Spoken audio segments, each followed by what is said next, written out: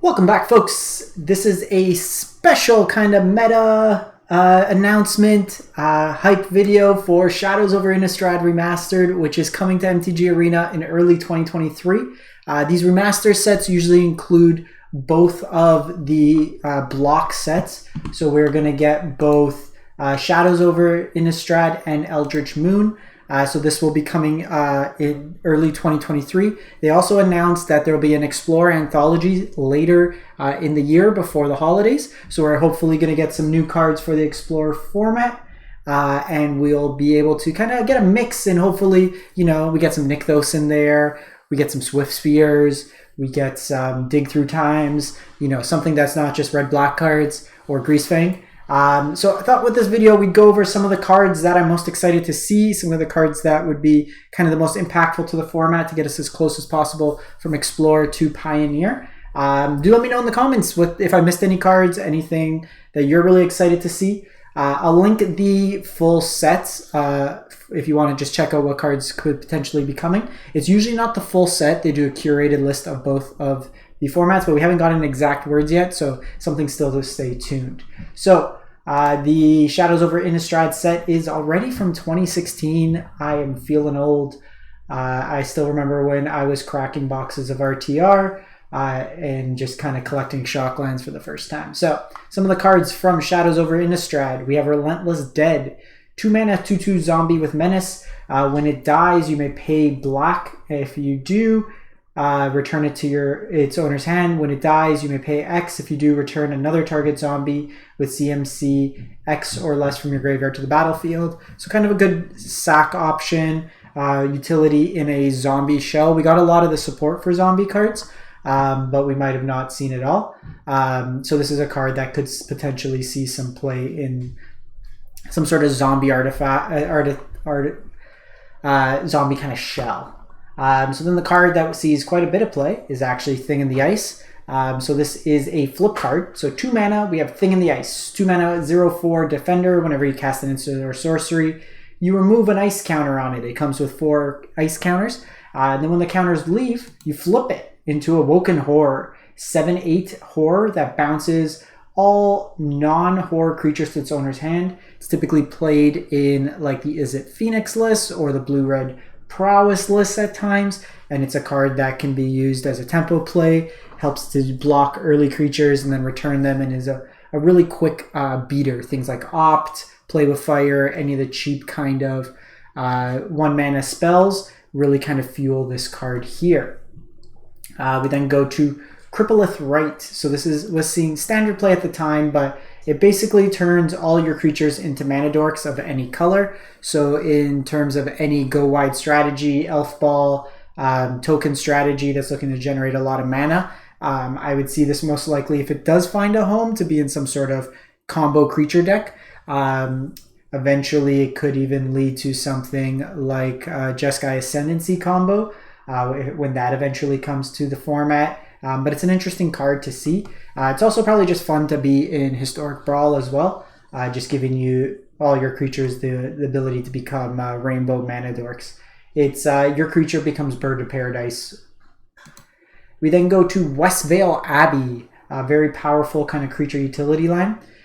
So taps for colorless. You can pay 5 mana and pay 1 life. You create a token. That value is not really that great, but really what you're trying to play it for is in a kind of a go wide creature strategy or like a sack deck with lots of like little kind of utility creatures or stuff like that. Sack it, transform it, and it becomes Ormondal Profane Prince, Flying, Lifelink, Indestructible Haste. So just a really powerful creature. Notably, this can be done at instant speed. They printed it in the most recent Innistrad set, kind of the Haunted Hostile, that had the sorcery restriction, and it was a really bad version of this card here. This card, like, I was playing it a bit in kind of a janky modern black-white Super Friends list with like Lingering Souls and Gideons and stuff, and this was kind of my closeout card in the deck. We then go to Avacyn, Archangel Avacyn, another flip card. So 5 mana, 4/4 Flash, Vigilance. When it enters the battlefield, creatures you control gain indestructible. So kind of a cool combat trick against either like attacking and blocking if you do a big alpha swing, or against board wipes. And then whenever another non-angel creature you control dies, you transform Avacyn. So it can be used in a kind of cool roundabout way to like sweep the board. So when it transforms, deals 3 damage to each other creature and each opponent.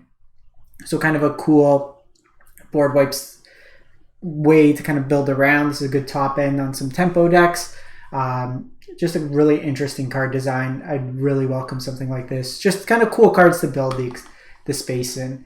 Like this is really interesting to me. Just the play patterns that it would evolve. You can be playing this in more controlling deck. You can be playing this as a top end in a creature deck, kind of in between. You know, a 5-mana flash flying vigilance creature that can protect your board on its own is good, and then it just has added upside on the flip side.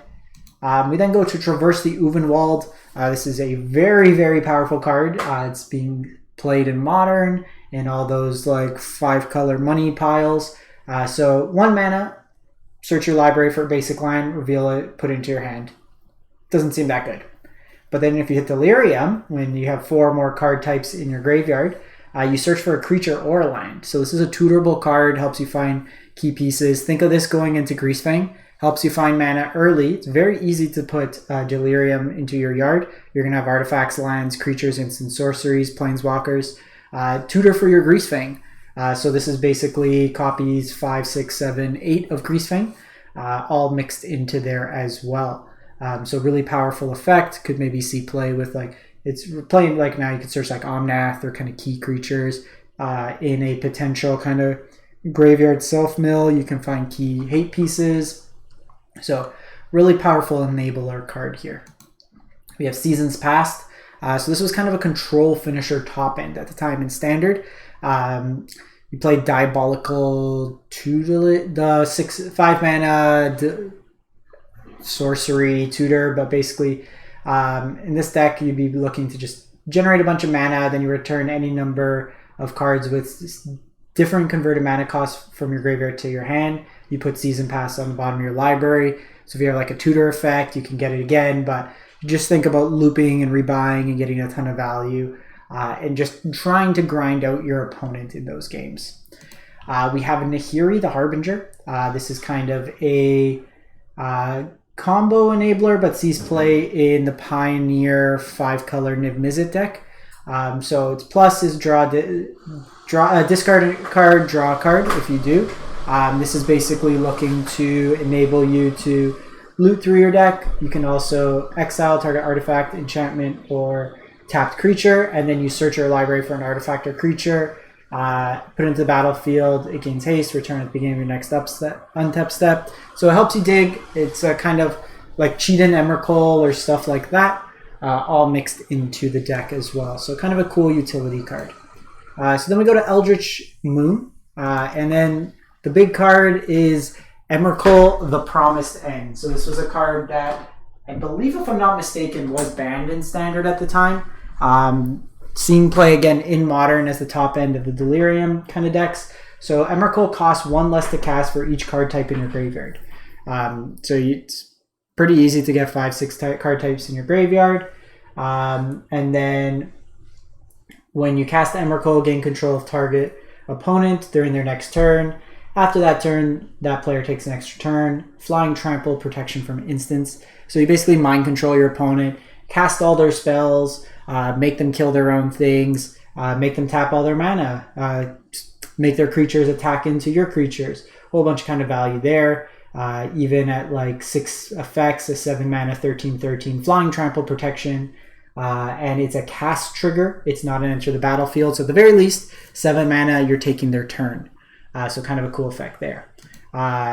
Don't know how relevant it'll be now that we got Liliana the Veil. But Liliana the Last Hope, can't believe it. This card's only $13 now. This card was like $60 before all the reprints. So +1 as kind of pseudo removal. -2, put top 2 cards of your library into your graveyard, then you return a creature from your graveyard to your hand. So for self-mill strategies, this can be used. Could have utility even in the Greasefang deck. You're going to want to self-mill anyways, and it can return your Greasefang. And then its plus is you get an emblem at the beginning of your end step, put X zombies, where X is 2 plus the number of zombies you control. So If you ultimate it, you pretty much overrun your opponent with zombies in a couple turns. Then go to Eldritch Evolution, a card that can be used kind of fairly, but also kind of combo-y, kind of like Neoform, but you basically sack the creature and then search for mana cost X or less, where X is 2 plus the sacrifice's creature's converted mana cost. Search your library for a creature card with converted mana cost X or less, where X is 2 plus the sacrifice creature's converted mana cost. Okay, so this lets you kind of go up where Neoform was only 1 plus that amount. So this can be used in like a toolbox shell. It can be used, I think some folks in Pioneer have been starting to use this in Greasefang. You sack your smaller creatures, go find your Greasefang. A lot of this is just adding to Greasefang. I don't know how happy I am about this. But kind of a cool if you want to play like toolbox, silver bullet style deck, a cool card to have added to the format. Hammer Time, Sigarda's 8. So 1 mana enchantment, you may cast auras or enchantment spells as though they had flash. When the equipment enters the battlefield, you attach it to a creature you control. So the 1 mana hammer, creature gets plus 10/10. 1 mana attaches, so any of these cool equipments. This is a modern deck, a very powerful modern deck. This is an enabler in that deck. So kind of a cool effect in there. Building out, like bringing in all these new archetypes, potentially. The fun play around cards would be cool to have. We then go to Tamiyo Field Researcher, Bant Planeswalker. So plus choose up to 2 target creatures until your next turn. Whenever either of those creatures deal combat damage, you draw a card. You can use this proactively on your creatures. You can use it on your opponent's creatures. So it kind of puts them in a situation they might not want to attack to give you cards. Minus tap, they don't untap up to 2 things. Then -7, draw 3 cards. You get an emblem. You may cast non-land cards from your hand without paying their mana cost. So kind of omniscience emblem, which is cool. I never got to play with this card, but it was always one that drew me in. We got Thalia Heretic Cathar, sees play in the mono white decks in Pioneer, a good human card. So 3 mana, 3/2 first strike. Creatures and non-basic lands your opponents control enter battlefield tap. So just a nice taxing effect. It actually shuts down Greasefang the turn it comes down. They don't get the crew if they don't have anything else. It taxes their mana base. Against control, it taxes the mana base. So cool card, all things considered. I keep saying cool. I like Innistrad sets. So these cards hold like a lot of sentimentality to me. Collective Brutality. So this has the escalate mechanic. So escalate, you basically pay additional cost to get more modes. So you can discard a card to choose more than 1 mode, and then each card you discard beyond the first chooses more. So in self-mill decks, or self-enabling discard decks that you want to have stuff in the graveyard, this is useful. But you could either duress your opponent, for instance, or sorceries. Target creature gets -2/2, or you drain life. So a flexible kind of all-around tool.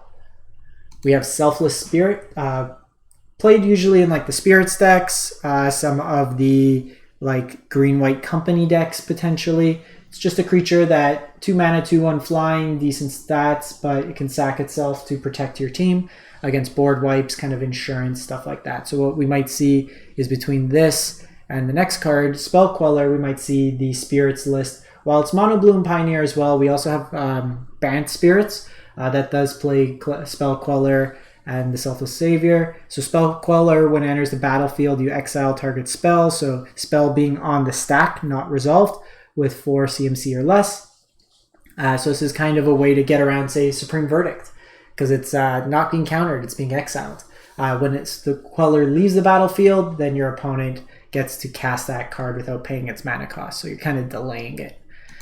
We then go to Grim Flayer, 2 mana, 2/2. Whenever it deals combat damage to a player, look at the top 3 cards of your library, put any of them into your graveyard and the rest on top of your library. Another self-mill kind of card because it's got delirium. So if you hit delirium requirement of 4 more card types in your graveyard, it becomes a 4/4 and it's got trample. So 2 mana, that becomes 2 mana, 2/2 Trampler, that becomes a 4/4 that gives you some pseudo card advantage off the top of your library. So maybe like a Golgari aggro deck or like a rock style delirium deck. And then lastly, Bedlam Reveler, So 8 mana, but this spell costs 1 less for each instant sorcery in your graveyard. So ideally you want to be playing this for like 2 mana. And when it enters the battlefield, you discard your hand and then draw 3 cards. So this is like the top end of a prowess deck. Burn deck could be useful. Burn usually runs out of gas. Well, this would be your top end. It's got prowess, 3/4 bodies reasonable. Doesn't get hit by fatal push, but could be cost for as little as 2 mana. So a lot of useful kind of cards like that. And really what I'm excited, like cards like this enabled me to, and others to like try out Burn, try out Is It Spells, try out kind of different decks than just, you know, here's Spirits, here's Rakdos, here's Blue Light Control, here's Greasefang, here's Angels, and that's pretty much it. So that's kind of the cards I've highlighted. Let me know what you think, what cards you're most excited for, and yeah, hopefully we get some of these and we get some more information, and Explorer Anthologies is good this time, and we get some playable cards, and we get closer to the end vision of Pioneer on Arena. Thanks for watching, everyone. Hope you have a great one. And if you do enjoy this type of content, as always, drop a like, comment, and subscribe. Thanks for watching. Stay safe out there.